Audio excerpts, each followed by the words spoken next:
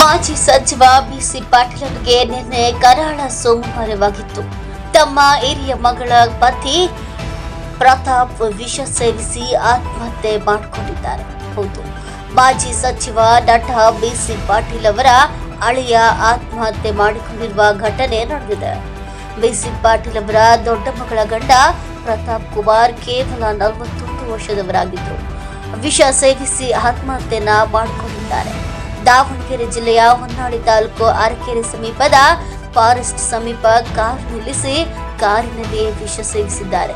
ವಿಷ ಸೇವನೆಯನ್ನ ಮಾಡುವುದ ತಕ್ಷಣ ಮನೆಯವರಿಗೆ ತಾನು ವಿಷ ಸೇವಿಸಿರುವುದಾಗಿ ಕರೆ ಮಾಡಿ ತಿಳಿಸಿದ್ದಾರೆ.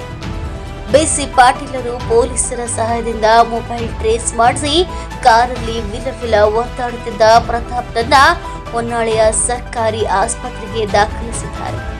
ಹೆಚ್ಚಿನ ಚಿಕಿತ್ಸೆಗಾಗಿ ಶಿವಮೊಗ್ಗದ ಮೆಗ್ಗಾನ್ ಆಸ್ಪತ್ರೆಗೆ ರವಾನಿಸಲಾಗಿತ್ತು. ಅಷ್ಟರಲ್ಲಾಗಲೇ ಪ್ರತಾಪ್ ಸ್ಥಿತಿ ಗಂಭೀರವಾಗಿದ್ದರಿಂದ ಚಿಕಿತ್ಸೆ ಫಲಕಾರಿಯಾಗದೆ ಕೊನೆಯುಸಿರೆಳೆದಿದ್ದಾರೆ. ನಾನು ವಿಷ ಸೇವಿಸುವುದಾಗಿ ಮನೆಯವರಿಗೆ ಫೋನ್ ಮಾಡಿ ತಿಳಿಸಿದರು ಪ್ರತಾಪ್. 3:30 ಸುಮಾರಿಗೆ ಕಾರಿನಲ್ಲೇ ವಿಷ ಸೇವನೆಯನ್ನ ಮಾಡಿದ್ರು.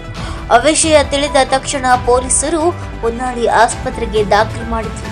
ಇದಾದ ನಂತರ ಅವರ ಸ್ಥಿತಿ ಗಂಭೀರವಾಗಿದ್ದರಿಂದ ಶಿವಮೊಗ್ಗದ ಮೆಗ್ಗಾನ್ ಆಸ್ಪತ್ರೆಯಲ್ಲಿ ಮೃತಪಟ್ಟಿದ್ದಾರೆ ಎಂದು ಪೊಲೀಸರ ಪ್ರಾಥಮಿಕ ವರದಿಯಿಂದ ತಿಳಿದು ಬಂದಿದೆ.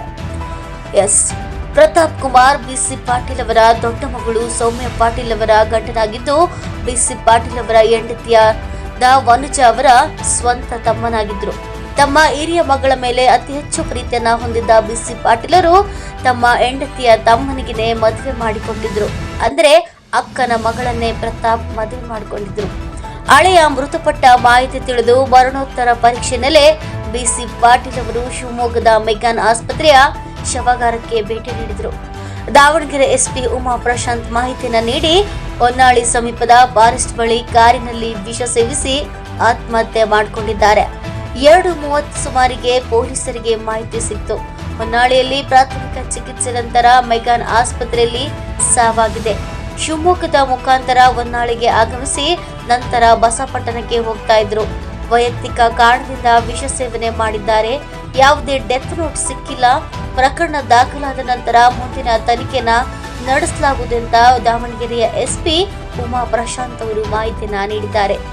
ಸುದ್ದಿ ತಿಳಿದಿದ್ದಂತೆ ಶಿವಮೊಗ್ಗದ ಬಿವೈ ವಿಜಯೇಂದ್ರ ಮತ್ತು ರಾಘವೇಂದ್ರ ಹಾಗೂ ಹೊನ್ನಾಳಿ ಶಾಸಕ ರೇಣುಕಾಚಾರ್ಯರು ಬಿಸಿ ಪಾಟೀಲರ ಬಳಿ ದೌಡಾಯಿಸಿದ್ದಾರೆ.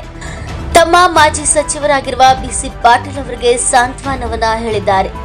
15 ವರ್ಷಗಳ ಹಿಂದೆ ತಮ್ಮ ಹಿರಿಯ ಮಗಳಿಗೆ ತಮ್ಮ ಹೆಂಡತಿಯ ತಮ್ಮನ ಜೊತೆಗೆ ಮದುವೆ ಮಾಡಿಸಿದ್ರು. ಆದರೆ ಇದೀಗ ವೈಯಕ್ತಿಕ ಕಾರಣಗಳಿಂದಾಗಿ ತಮ್ಮ ಅಳಿಯ ವಿಷ ಸೇವಿಸಿರುವುದರಿಂದ ಬಿಸಿ ಪಾಟೀಲ್ ಸ್ತಬ್ಧರಾಗಿದ್ದಾರೆ.